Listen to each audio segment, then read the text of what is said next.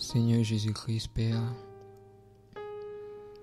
je te remercie, Père, pour la grâce que tu m'accordes de pouvoir partager ta parole, interpeller ton peuple, interpeller ta nation, ton pays, le Cameroun.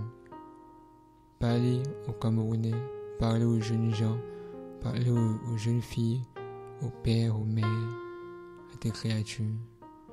Je prie, Père, au nom de Jésus, afin que tous ceux qui vont écouter ta parole soient vivement touchés par toi, touchés par ta parole, qu'ils soient convaincus de péché, que leur vie soit transformée et qu'ils viennent à toi, qu'ils délaissent le mal. Au nom de Jésus-Christ de Nazareth. Amen. Bonjour, bonsoir à vous, frères et sœurs. Que le Seigneur Jésus-Christ vous bénisse. Alors, le Seigneur a mis quelques paroles dans mon cœur que je vais partager avec nous. Et je vais prier tous ceux qui sont en train d'écouter cet audio de bien vouloir se disposer pour vraiment pouvoir écouter ces paroles. Alors, nous sommes dans Matthieu 4. Je vais lire Matthieu 4 à partir du verset 15.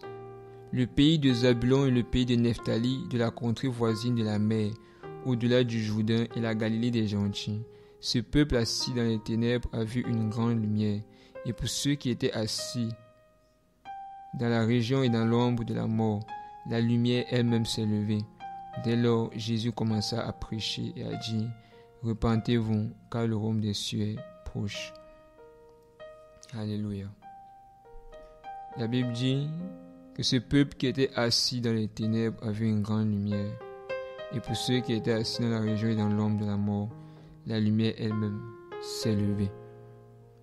Frères et sœurs, ce passage nous montre de façon profonde, de façon très spirituelle, les choses que nous vivons, que nous voyons, qui ont été vécues par les hommes qui ont été des contemporains de Jésus en leur temps, mais qui sont également des choses que nous vivons aujourd'hui, que nous voyons aujourd'hui dans plusieurs nations, dans plusieurs localités, dans plusieurs espaces, dans des familles, dans des maisons, dans des entreprises. Ces mêmes choses continuent à se manifester. Et la Bible nous fait comprendre, nous parle d'un peuple, ce peuple qui était assis dans les ténèbres. Et on doit vraiment se poser la question, comment est-ce que tout un peuple peut être assis dans les ténèbres? C'est vraiment une question à grande interrogation qu'il faut se poser.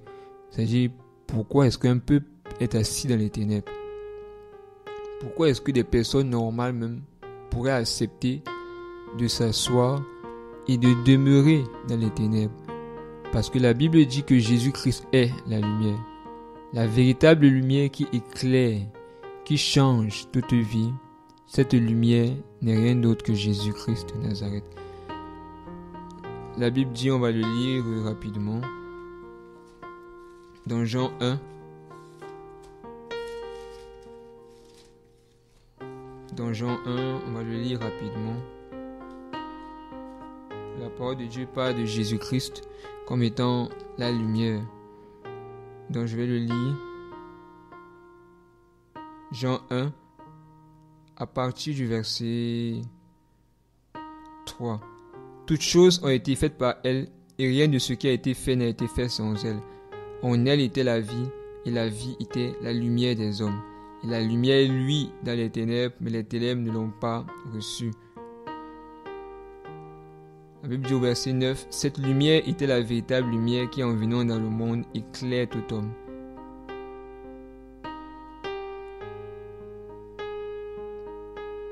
La Bible fait comprendre de façon claire que Jésus-Christ est la lumière. Il est la lumière dont nous avons besoin. Il est la lumière dont ceux qui sont dans les ténèbres ont besoin incontournablement. Alléluia. Jésus-Christ dit dans Jean 8, le verset 12, « Et Jésus leur parla encore en disant, « Je suis la lumière du monde. Celui qui me suit ne marchera pas dans les ténèbres, mais il aura la lumière de la vie. » Alléluia. Magnifique. Jésus-Christ se présente lui-même. Il se présente lui-même comme étant la lumière. Et frères et sœurs, Jésus-Christ n'est pas mort à la croix pour que nous demeurions dans les ténèbres. Il y a tellement de versets qui parlent de Jésus-Christ comme étant la lumière des hommes. Dans Jean 12, verset 46, Jésus dit: « Je suis venu dans le monde pour en être la lumière, afin que quiconque croit en moi ne demeure pas dans les ténèbres. » Jésus-Christ est cette lumière qui affranchit. Il est cette lumière qui délivre ceux qui sont assis dans les ténèbres. Et la Bible fait comprendre que lorsque Jésus-Christ s'est levé, dans Matthieu 4, que nous avons lu à partir du verset 15, verset 16 ici, que ce peuple qui était assis dans les ténèbres a vu une grande lumière. Et pour ceux qui étaient assis dans la région et dans l'ombre de la mort, la lumière elle-même s'est levée. Alléluia. Pour ceux qui étaient assis dans l'ombre de la mort et dans les ténèbres, la lumière elle-même s'est levée. Jésus-Christ s'est levé lui-même pour ceux-là qui étaient dans les ténèbres. Et frères et sœurs, quand la Bible parle des ténèbres, quand la Bible parle de ceux qui sont assis dans les ténèbres, la Bible parle de façon prophétique, la Bible parle de ceux qui sont sous l'influence, sous l'empire de Satan, de ceux qui sont sous l'influence, sous l'empire, qui posent des actes, qui sont sous l'influence des activités diaboliques, qui sont sous l'influence des activités démoniaques, des activités des esprits impurs, qui sont sous l'influence de Satan, sous son règne, sous sa puissance. Tous ceux qui sont assujettis à la puissance du diable, à la puissance du péché. Quand la Bible parle des ténèbres, la Bible parle de cela. Et il y en avait beaucoup en ce temps-là, au temps de Jésus, qui étaient assis dans les ténèbres. Et c'est là une vérité profonde. La vérité profonde selon laquelle on peut réaliser aujourd'hui que beaucoup de personnes, comme au temps de Jésus, sont assis dans les ténèbres. Beaucoup de personnes sont confortablement assis, ne sont pas gênés de leurs ténèbres. Mais j'ai une bonne nouvelle, c'est que Jésus-Christ est mort à la croix et que quiconque croit en lui ne peut pas être esclave de Satan. Quiconque croit en lui ne peut pas être esclave du péché, des esprits impurs. Il est venu pour délivrer les pécheurs. Il dit: vous connaîtrez la vérité et la vérité vous affranchira. Donc la vérité qui est en Jésus-Christ est rend libre. La vérité qui est en Jésus de Nazareth délivre. Elle a une capacité à pouvoir délivrer, à pouvoir sortir des ténèbres, à pouvoir briser des chaînes. Jésus-Christ le fait parce qu'il y a une puissance en lui qui le fait. Toute autorité est en lui, la puissance est à lui. Il a la puissance au-dessus de toutes les puissances. Toute puissance manifeste devant Jésus n'est absolument rien. Absolument. Lorsque l'Esprit de Dieu arrive quelque part, les démons s'enfuient. Les œuvres des démons s'en vont. Les démons fuient, se dispersent et cherchent leur route parce que le Maître est là. Parce que Jésus, le Roi des rois, est là. Et ce peuple qui était sous l'influence de Satan, qui était sous l'influence du diable, ce peuple qui marchait dans le péché, ce peuple qui vivait dans le péché, ce peuple qui était enraciné dans les œuvres du diable, dans les mensonges, les ruses de Satan, ce peuple, Dieu, Jésus, l'a visité. Et ce peuple qui était assis dans les ténèbres a vu la grande lumière de Jésus. Elle a été affranchie du mal. Des chaînes sont tombées. Ils ont été libérés de l'influence, de la puissance, de la présence de Satan qui les acculait. Et ainsi, il y en a beaucoup aujourd'hui qui sont sous l'influence, qui demeurent, qui continuent encore perpétuellement depuis des années, des jours et des jours et des jours et des jours sont sur eux. La puissance, la présence de Satan est sur eux. Ils vivent l'enfer. Ils vivent dans le mal. Ils vivent dans le péché. Ils vivent dans l'impudicité. Ils vivent dans le mensonge. Le mensonge est leur quotidien. C'est leur seconde nature. Il y en a qui sont esclaves, tenus par le sexe. Tenus esclaves du sexe. esclaves de l'impudicité, esclaves de la masturbation, esclaves de la pornographie. Ils ne savent pas comment s'en sortir. La volonté est là, le désir, la pensée d'abandonner est là, mais la force pour abandonner cela n'est pas là. La force pour abandonner ce péché n'est pas là. Cette capacité pour pouvoir renoncer le mal manque. Ce peuple est assis dans les ténèbres. Aujourd'hui, c'est pareil ce que l'on voit dans cette nation aujourd'hui. Au Cameroun, c'est pareil. Ce qui s'est fait en Israël autrefois au temps de Jésus, où il y avait un peuple assis dans les ténèbres, c'est pareil aujourd'hui. Nous voyons pratiquement la même chose dans notre nation. Nous voyons la même chose est dans ce pays, le Cameroun. La corruption bat les records. L'impudicité, la prostitution bat les records. Le mal s'accroît. Les ténèbres s'accroissent. Les hommes ont peur. Il n'y a pas la paix. Il n'y a pas la vie. Il n'y a pas la joie. Il y a la haine. Les divisions et les séparations. On monte sur une moto, on a peur de parler au bensiquineur et de lui dire arrête, roule doucement. Parce qu'il y a un esprit qui l'anime. Un esprit de délinquance qui l'anime. Un esprit de mort qui l'anime. Un esprit de folie qui l'anime. Et qui veut le pousser. Qui veut le pousser à mépriser la vie de ceux qu'il porte. Un esprit de mort. Un esprit de folie. Un esprit de délinquance est sur lui. Et ceux qui montent sur sa moto ont peur de parler. La peur est dans les cœurs. La destruction, le chaos, le péché est dans les rues. Il y a des rues dans Douala où tu peux trouver des endroits de sexe et de plaisir comme dans les films Hollywood. Des hommes, des femmes se réunissent, ils sont dans une boîte, dans une chambre. Tu t'assois, tu es marié, tu es dans ces chambres-là. Tu vois des femmes à moitié nues et tout devant toi, sans sous-vêtements, qui sont en train de danser à moitié nues. Tu payes pour ça. Des hommes qui sont bien portants, qui se lèvent, bien portants selon les hommes physiquement, qui se lèvent, qui vont vers des prostituées pour avoir des rapports sexuels.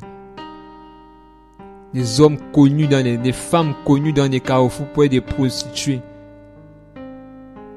La vie est misérable. Les personnes sont détruites. Les vies sont devenues, les mentalités sont cassées. Les mentalités sont perverties. Le péché est dans les cœurs. Le mensonge est enraciné depuis le bas âge. Des jeunes gens qui vivent dans le mensonge. La jeunesse est dans le mensonge. Des jeunes gens qui mentent à leurs parents pour voler de l'argent. Le mensonge est dans les cœurs. La tricherie à l'école. Le sexe avec des professeurs. Les adultères. La convoitise. Le décapage. L'amour de la chair. On convoite le teint qu'on n'a pas. On se retrouve dans le décapage et à exposer sa santé parce qu'on convoite une couleur de peau qu'on n'a pas. Le mal et le chaos règnent dans les cœurs, dans les vies. Les cœurs des hommes sont comme des tombeaux blanchis. Il y a le mal enraciné, attaché dans les cœurs. Et les hommes se prennent plaisir à marcher, à vivre dans le péché. Vous verrez des femmes prendre plaisir à marcher dans l'impudicité. Des femmes prennent plaisir à allumer des hommes. Des femmes prennent plaisir à séduire tous les hommes qu'elles ont à côté d'elles. Le péché est dans les cœurs. Le péché est dans les vies. Les gens sont enracinés dans le mal. Les gens n'ont aucune envie de sortir du péché. Et quand tu vas dire à quelqu'un, repens-toi, va te dire, non, on va faire comment? La nation est dure, c'est dur. Comment est-ce qu'on peut faire? Comment est-ce qu'on peut faire pour vivre dans cette sans voler l'électricité? Comment est-ce qu'on peut faire pour vivre sans voler l'eau? Le chaos règne. Des jeunes filles dans des endroits comme à Dakar, des jeunes filles abandonnées à la prostitution. Leur vie se détruit, elles se dégradent, elles perdent de leur jeunesse, à cause de la mauvaise vie, à cause des mauvaises compagnies. Elles se détruisent. Des esprits impurs ont des rapports avec elles. Des démons, elles sont consacrées pour beaucoup à des sirènes, des esprits des eaux. La mort règne en elles. Des serpents comptent, tournent dans leur ventre. Beaucoup étaient initiés à la sorcellerie. Beaucoup sont dans des loges bizarres. Ont contracté des alliances et des pactes avec des démons. Ces choses que je vous dis sont réelles et se font dans votre nation. Ces choses que je vous dis sont réelles et se font au Cameroun. Ces choses que je vous dis sont réelles. Tu vas déposer une offre d'emploi. On te demande d'avoir des rapports. On te demande d'être homosexuel. Le monde bat les records au Cameroun. Le péché bat des records. L'homosexualité est vue et acclamée. L'homosexualité est vue et acclamée. Toi qui as une discothèque et qui passe son temps à mettre des musiques païennes, regarde ce que tu fais contre les hommes, contre les créatures de Dieu. Tu les allumes avec des musiques païennes à longueur de journée, des musiques qui ne glorifient pas Dieu. Toi qui manques sur ta balance, regarde comment tu te détruis, tu trompes des gens pour avoir de l'argent en plus. Mais qu'est-ce que l'argent devant ton âme? Quand tu mourras, où ira ton âme? Tu dois comprendre ça aujourd'hui. Tu as des fétiches, tu as des objets dont on t'a dit béni. Tu les gardes, tu ne crois pas en ton Dieu. Tu es dans l'idolâtrie. Beaucoup mélangent Dieu et les marabouts. Beaucoup craignent Dieu et les marabouts. Un peu de Dieu, un peu de marabout. Un peu de Dieu, un peu de crâne. Un peu de Dieu, un peu de l'encens, un peu de l'huile, du sel béni. Un peu de Dieu, un peu de tout. Un peu de Dieu, un peu de tricherie à l'école. Un peu de Dieu, un peu de mensonge. Un peu de Dieu, un peu de vol. Chrétien dehors. Chrétien dedans, mais païen dehors. En assemblée, tu joues aux instruments. Tu es fidèle. Chaque dimanche, tu es là. Mais dehors, on te connaît comme un grand bandit. Dehors, tu es une impudique. Dehors, on sait que tu marches toujours avec les décolletés, ta poitrine est dehors. Dehors, on sait que tu marches tout le temps au quartier avec des culottes. À l'école, tu t'assois sur les cuisses des hommes. Tu acceptes les avances des professeurs, tu vas dans les restaurants avec eux. Tu sais que c'est des personnes mariées. Tu es chrétienne. Tu te dis chrétien. Regarde ta vie. Il y a le chaos qui règne à cette nation. Et pour conséquence, Dieu est attristé. Le cœur de Dieu est blessé quand tu vois des hommes vivre ainsi. Le cœur de Dieu est attristé quand tu vois la nation camerounaise pour laquelle il a coulé son sang à la croix à travers son fils. Le cœur de Dieu est blessé. Le cœur de Dieu est irrité. Lorsqu'il regarde une nation pareille qui marche dans les ténèbres, le cœur de Dieu est détruit, brisé en lui. Dieu saigne. Dieu a mal.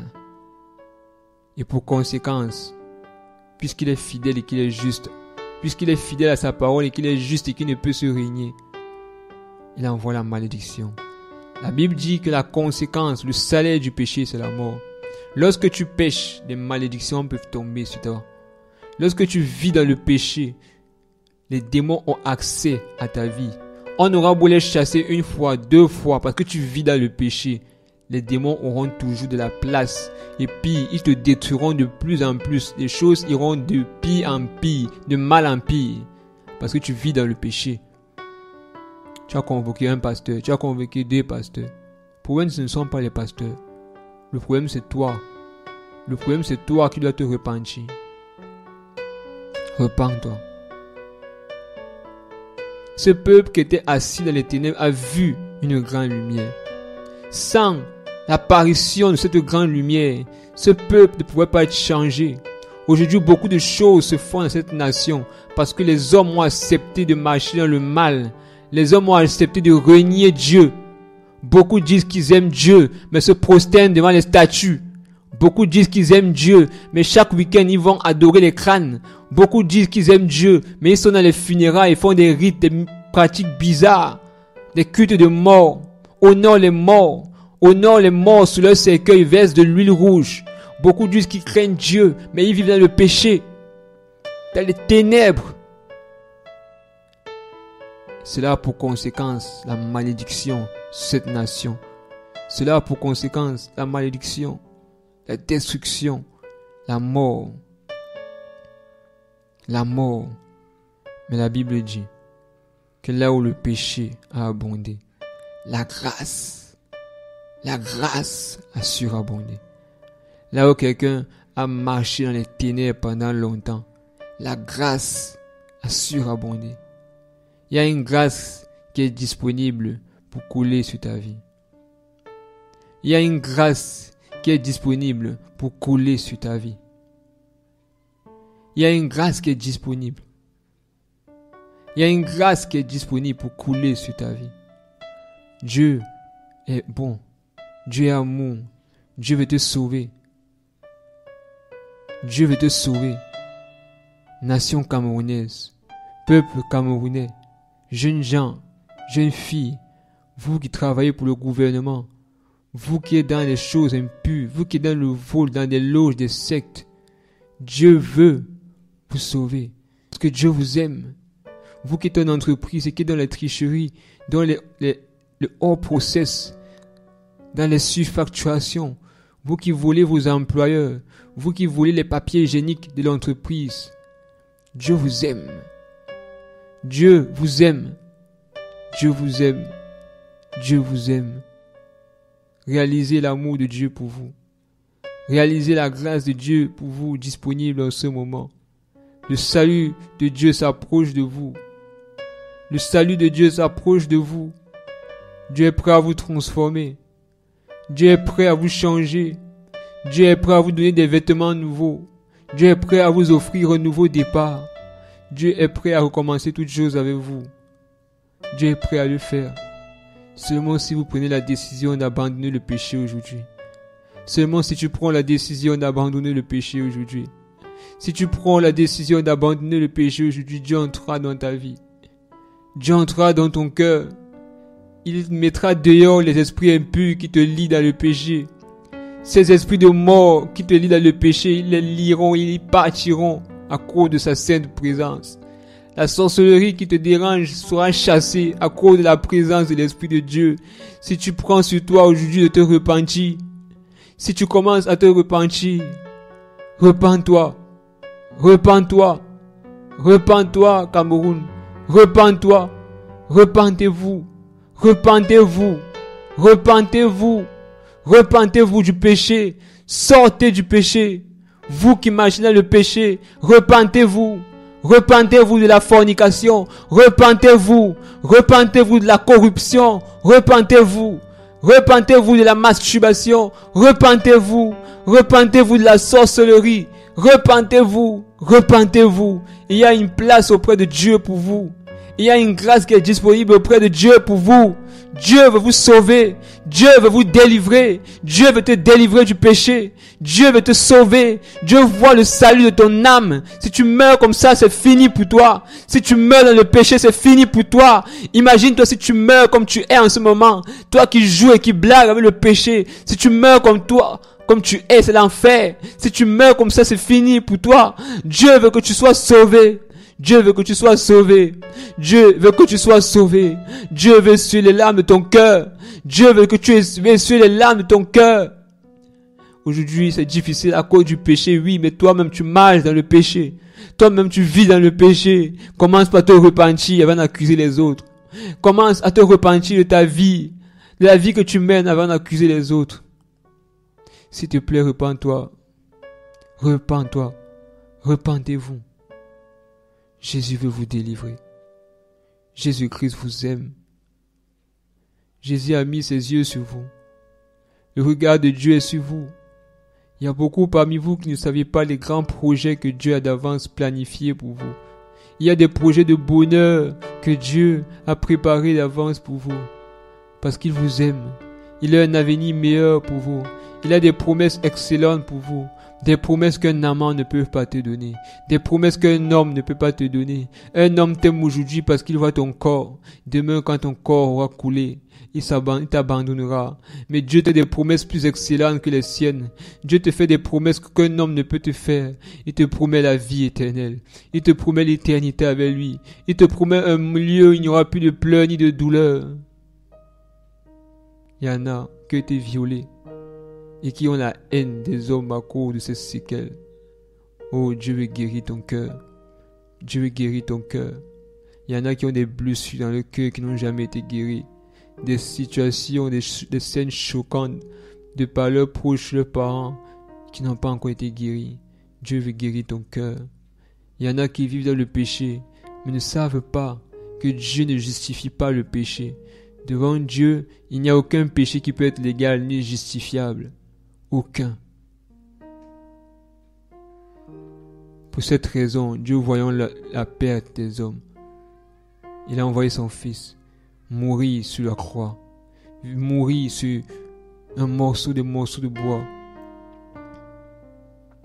À Golgotha, le sang de Jésus a coulé. Coulé pour nos péchés. Coulé pour que nous soyons rachetés de la puissance de Satan. Jésus-Christ est plus puissant que les démons, les esprits impurs, les sorciers qui te menacent, qui te promettent la folie à toi et à tes enfants, à ta progéniture, à tes entrailles, qui te disent que tu n'enfanteront jamais. Jésus-Christ est plus puissant qu'eux. Viens à Jésus.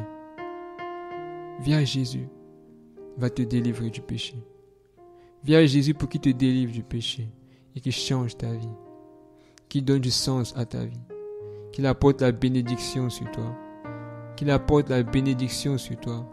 Qu'il apporte la restauration, la paix, la joie sur toi. Accepte le Seigneur Jésus. On rend toute la gloire au Seigneur Jésus pour toutes ces paroles. Je bénis le Seigneur pour tout ce qu'il a mis en ce moment dans mon cœur pour partager la façon à travers laquelle son esprit a agi pour nous bénir. Que son nom soit glorifié.